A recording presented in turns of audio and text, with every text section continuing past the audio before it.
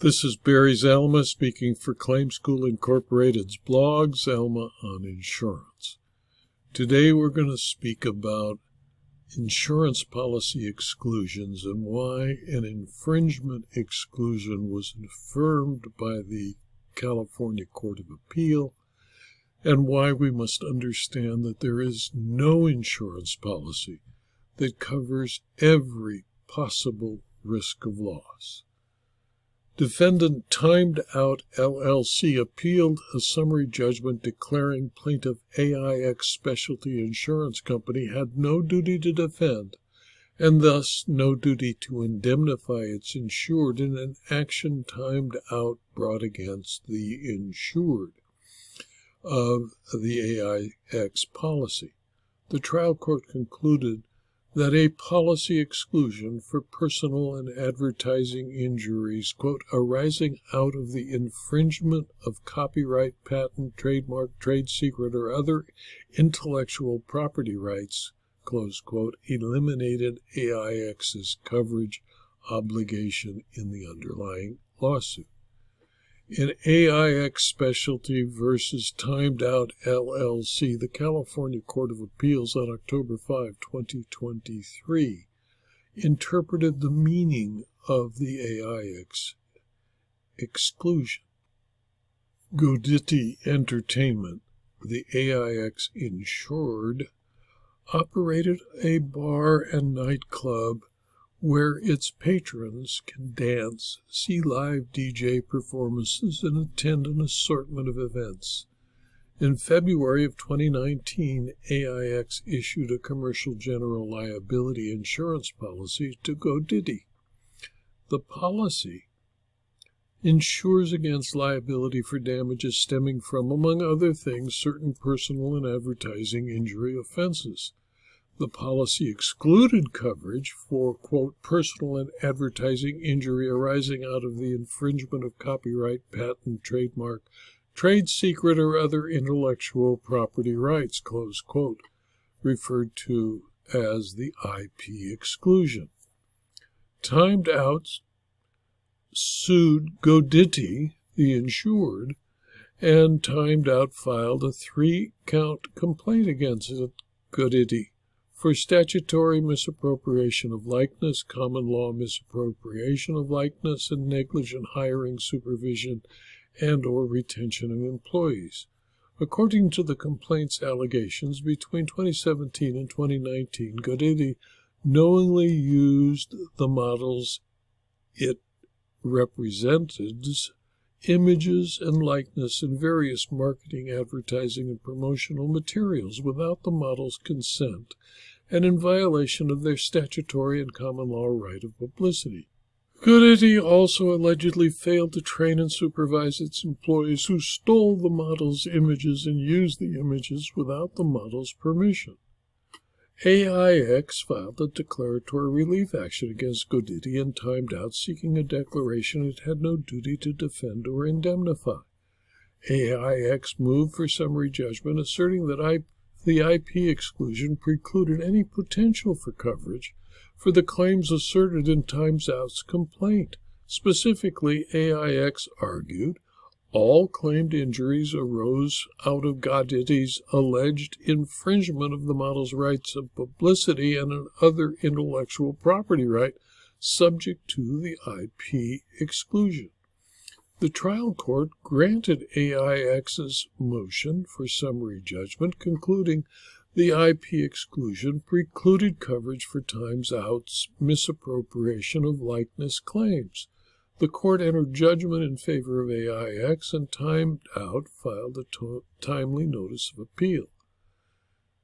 A court of appeal, in determining whether a claim creates the potential for coverage under an insurance policy, are guided by the principle that interpretation of an insurance policy is a question of law, and under statutory rules of contract interpretation, the mutual intention of the parties at the time the contract is formed governs interpretation. Finding that the IP exclusion precludes coverage for Timed Out's claims based on Goditti's alleged misappropriation of the model's likenesses, the court noted The timed out's claimed injuries all stemmed from Gottitti's alleged misappropriation of the model's likenesses, and the IP exclusion unambiguously precluded coverage for those claims. Gottitti's policy expressly excluded coverage for, quote, personal and advertising injury arising out of the infringement of copyright, patent, trademark, trade secret, or other intellectual property rights. As the California Supreme Court explained in a case called Hamid versus National Fire Insurance of Hartford, only a widespread promotional campaign using the image constitutes advertising under a CGL policy like the one AIX issued to Godtti. Timed Out's complaint alleged only that Godtti misappropriated the model's likenesses as they appeared in digital images, not that Godtti misappropriated an advertisement or advertising idea using those likenesses or images. The Court of Appeals agreed with the trial court's conclusion that Timed Out's claims arose out of an alleged infringement of the model's right of publicity, and the IP exclusion therefore unambiguously precluded coverage.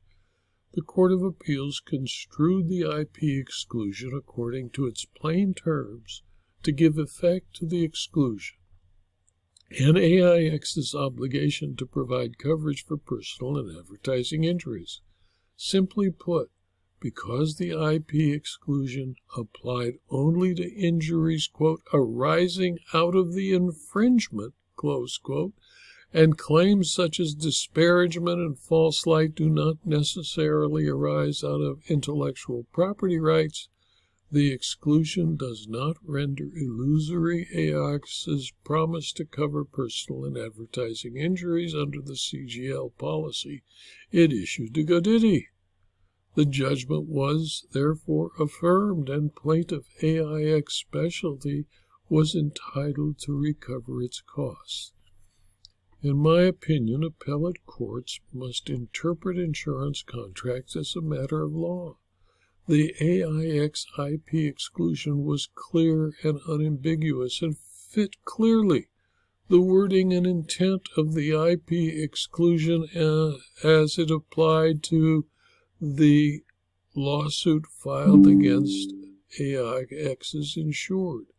The Court of Appeals had no choice, based on the facts, precedent, and interpretation of clear policy wording, but to affirm the trial court. This video was adapted from my blog, Zelma on Insurance, which is available free to anyone who clicks on the URL zelma.com/blog. You'll receive notice of every blog posting, usually 5, sometimes 6 a week, and access to the more than 4,600 blog postings. You can also subscribe to the videos at rumble.com or at youtube.com, all at no cost, and all with the list kept only by me and never sold to anyone. If you subscribe to the videos, please click on the like button on YouTube and the Rumble button on the Rumble thumbs up button on rumble.com, and tell all your friends and colleagues about this blog and the videos, and let them also subscribe.